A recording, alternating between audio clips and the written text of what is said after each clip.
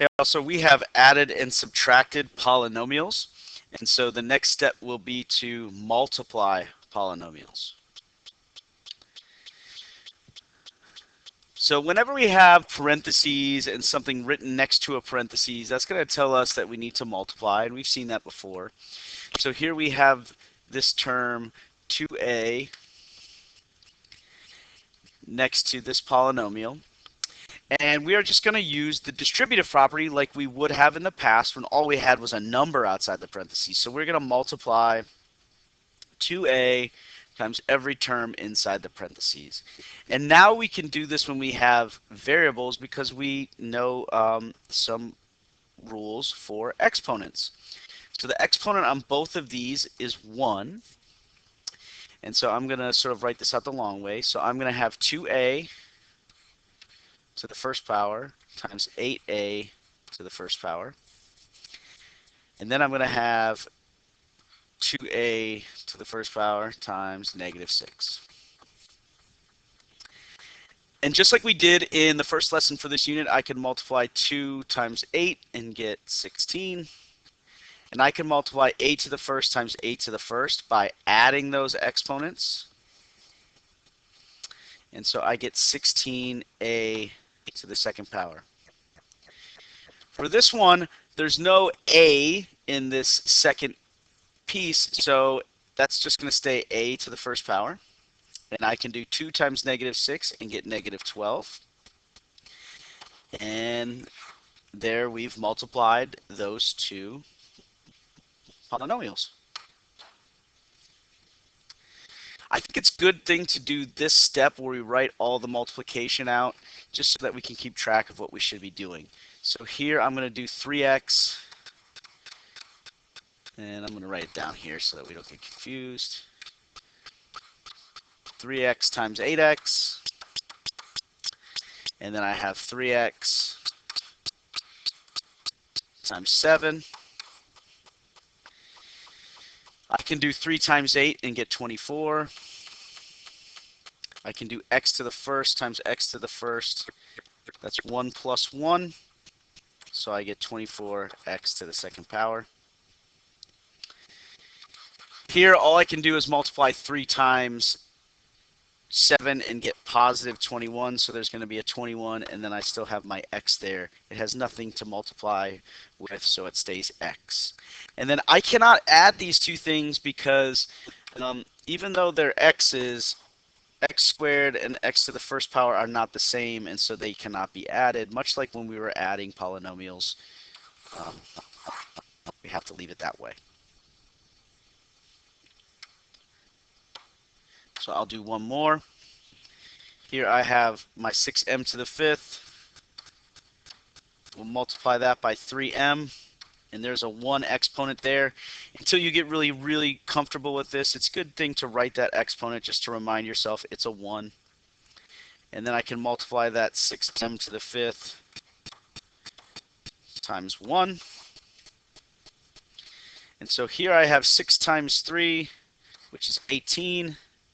M to the 5 times m to the 1. So I'm going to add 5 plus 1. And I'm going to get 18 m to the 6. Right here, I can do 6 times 1. I can get positive 6. We'll put a plus there. And then there's nothing to multiply that m to the 5th by, so it stays m to the 5th. And there we have our final answer. So use those 3 examples to answer the next problem that I show you. Put your answer into the box, and you can check your answer because it'll pop up. And if you get it wrong, please do ask for help.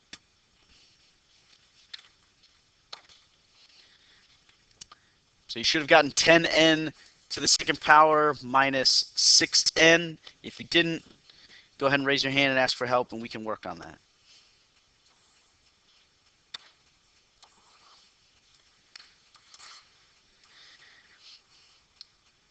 So I'm going to make this slightly more complicated and show you what happens when the number in front of the parentheses is also a parentheses. All this means is we're going to have to do a little more multiplying, but the idea is the same. I'm going to take the first term in this first parentheses and do what I did on those last several problems. I'm going to multiply that 2x times 8x, and then I'm going to multiply that 2x times 3. I'm kind of doing two problems in one here because now I'm going to multiply negative 5 by 8x and negative 5 by 3. So everything in the first parentheses gets multiplied by everything in the second parentheses. It's not necessarily anything different than the last few problems. It's just a little bit extra work. And so now I can use my exponent rules to do these multiplications. I get 2 times 8, which is 16. X to the first power times x to the first power. We're going to add those ones together and get x to the second. Here I can do 2 times 3 and get a positive 6. Nothing to multiply x with, so it just stays x. Here I'm going to do negative 5 times 8 and get negative 40, and then my x stays like that because there's nothing to multiply it with.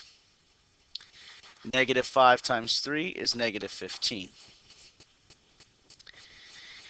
I am allowed to do one combination here, combine two of these things. I have two of these terms that are x to the first power, so I'm allowed to actually put them together. And a positive 6x minus 40x gives me negative 34x.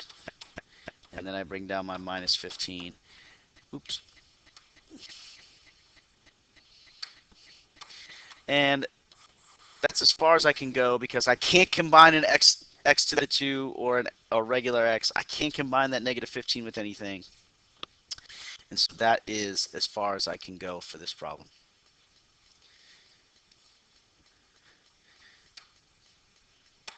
I'm going to do this one here. I'm going to multiply x times 8x. And then x times 8. And again, until you get really, really good at this, I really encourage you to show all these steps so you can keep your work organized and avoid any mistakes that you otherwise wouldn't make. 6 times 8x. 6 times 8. So this is sort of doing the distributive property 2 times, and then I have 4 individual problems to solve like in our first lesson for this unit. So here I have a 1. 1 times 8 is 8. X to the first times x to the first is x to the second. Here I have 1 times 8, which is positive 8. And there's nothing to multiply x by. 6 times 8 is positive 48.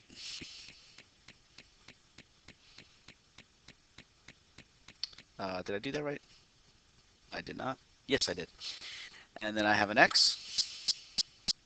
And then 6 times 8 again is positive 48. Again, for this one, I can combine two of these terms. I can combine these terms that both have just an x to the first power.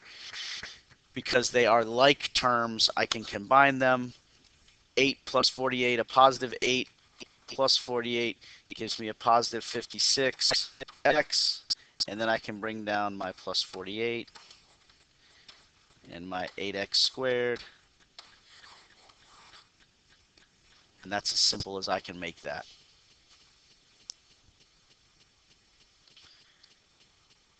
So let me show one more.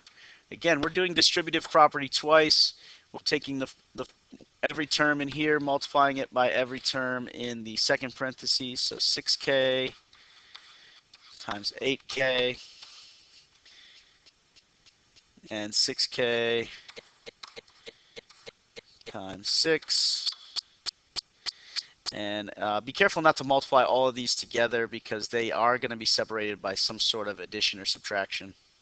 I'm just kind of running out of space. And then I'm going to do 6k, I'm sorry, negative 4 times 8k and negative 4 times 6.